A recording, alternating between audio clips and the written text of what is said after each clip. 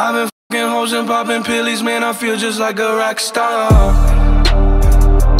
All my brothers got that gas and they always be smoking like a rock star. Yeah, this is what my hair looks like when it gets wet, so how's it going? Throw this on for the rest of the video.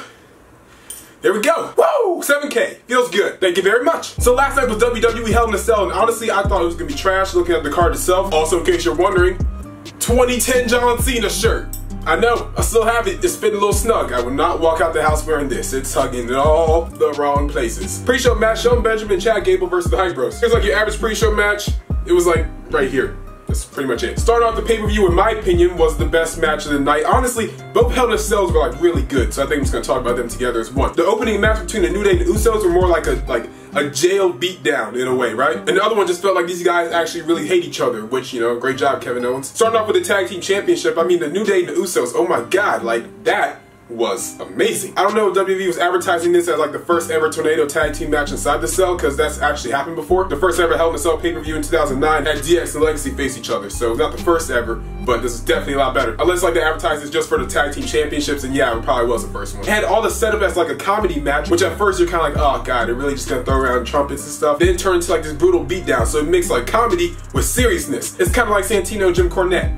Wow, that was really weird to see. Probably the most innovative spot, because I've never seen that before. When they had the Usos up in the corner, Xavier Woods kind of put the kendo sticks so I kind of block him off from the rest of the entire match. Probably the other one was Xavier Woods handcuff, and then they kind of put him on the ring post. It was just so cool to see, especially when Xavier Woods kicked one of the Usos in the head. Then whichever Uso, let's say Jimmy, grabbed their kendo stick, tossed it to Jay, and they just started going in. I was like, oh my god, wow, that's just horrible. And then when Biggie grabbed one of the Usos, threw him up in the air, I can't remember the name at the moment, let's just call it rock bottom, or better, bookend. They were on the side of the ring, so when Biggie threw him down, Xavier Woods hit a backstabber, and oh my god, it just looked really painful. It's like, wow.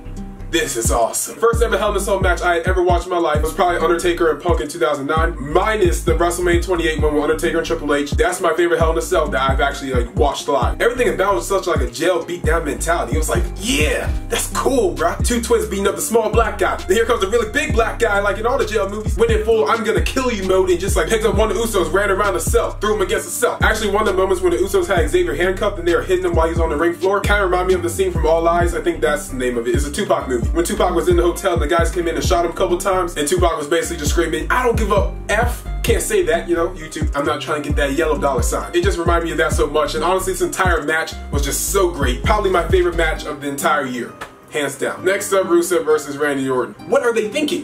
Where are they going with either one of these guys? Rusev needed that. Where was the dub? There's actually zero reason why Randy Orton won that match. There's no reason. Rusev could have won that match and it all been good and dandy. What was the point of him losing? Please tell me. There's none. There's none. You can't tell me nothing. He should have won. At least it wasn't 10 seconds.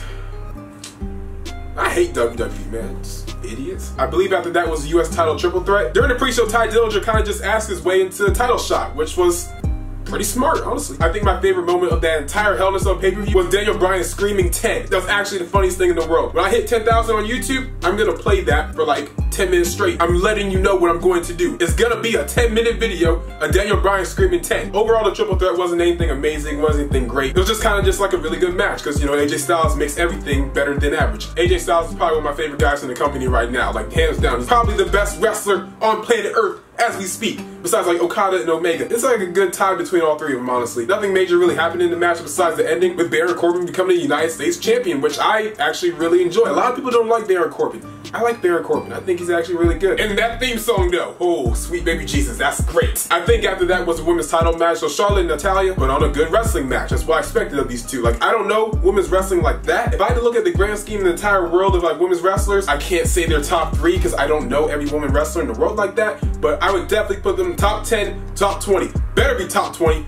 Definitely top 10. Nothing really major besides them just really talking about Ric Flair, really trying to get Charlotte over as a face, which I understand. They didn't like drag it out too much, so it sounded like they're just trying to exploit a man almost dying, kind of like how they did a couple years ago with Reed Flair. It just made Charlotte look more like a face. Got Natalya a lot of heel for disqualifying herself. But yeah, it's a start of feud. They'll keep it going, maybe to like the Royal Rumble. I'm excited because they put on good wrestling matches. I like wrestling. I want to see good wrestling. they can wrestle. I like it. I think after that was the Bobby Roode Dolph Ziggler match. Nothing to really talk about. It's more like a SmackDown main event or like a SmackDown like high level match in a way. Nothing major, nothing bad, kind of just, oh, that's cool. I like Bobby Roode. I especially like the fact that he does a spine buster. No one does spine busters anymore, and that's like my favorite move. Like, I loved it when Triple H used to do that. I need to see more spine busters. Thank you, Bobby. Dolph Ziggler said he's gonna come out to this really good entrance and all this kind of stuff, and he came out to absolutely nothing, which was like cool. It was like a combination of like Batista 2010 with like no lights and R-Truth 2011 with no music. He's definitely leaving the company soon. You can just tell. He looks like he honestly does not care anymore. And can you blame him? Nothing bad. Ending with a roll up. Nah, I liked it. Shane McMahon, sir, put everything down. Praise you. You, sir, are a legend. This man is close to 50 if he's not 50 already. How old is he? Like 47, 48, something like that? Everything about this match was just incredible, honestly. I don't know what I can say bad about this besides those god-awful punches. You throw the absolute worst punches in the world. Also, something that I know you guys might have seen on Twitter if you go on Twitter a lot. After Shane had jumped off the cell and he went through and stuff, and then that guy pulled Kevin Owens away from the table, you can see Shane McMahon's sons flipping off that guy. Good job! That guy blocked me. He's getting diss track soon. Shane McMahon, you raise him right. Also, it was kind of funny when Kevin Owens kind of threw Shane against the cell and he was kind of just talking crap to his kids, and the kids were smiling. What a disrespect to the business. When they got to the back, this man probably chewed them out. They gotta learn how to work. Seriously, why are people getting upset about that? They're like in 6th grade. Who cares? Vice versa, I would probably be laughing too. A big moment besides like everything on top of the cell and him jumping off the cell was probably when Kevin Owens set up the table in the corner. He went for a running cannonball and Shane McMahon kind of just slid down the table naturally, and Kevin Owens just burst through that thing. Like, wow. The match itself was great. There's nothing bad you can say about it. Honestly, like, my pulse was like beating. Like, I need someone to check that crap when they're on top of that cell. When Undertaker chokeslammed McFoley through it, Foley went through his own panel. Undertaker wasn't standing on that. But when you got Kevin Owens doing a senton on Shane McMahon and they're both landing on the same panel and that crap fell, they are dead. They did net breakers and power bombs. Everything was just so great, especially the fact that Shane McMahon did literally the exact same spot that he did at WrestleMania. But like, who cares? He jumped off a 20-foot cell. Something tells me that Shane McMahon fell into some peer pressure in high school, because like, this man is crazy as crap. And the person that saves Kevin Owens is Sami Zayn. What? Why would you help that guy? Unless WWE's now gonna do this weird thing where Kevin Owens is kind of like the leader, best friend, and Sami Zayn's kind of like the follower, and Sami Zayn's gonna turn on Kevin Owens eventually, leading to a WrestleMania match for the WWE Championship. Speaking of WWE Championship, oh yeah, Nakamura faced Jinder Mahal. I like Jinder. The match really sucked though, but I like Jinder. I like Nakamura. That's all I have to say about that.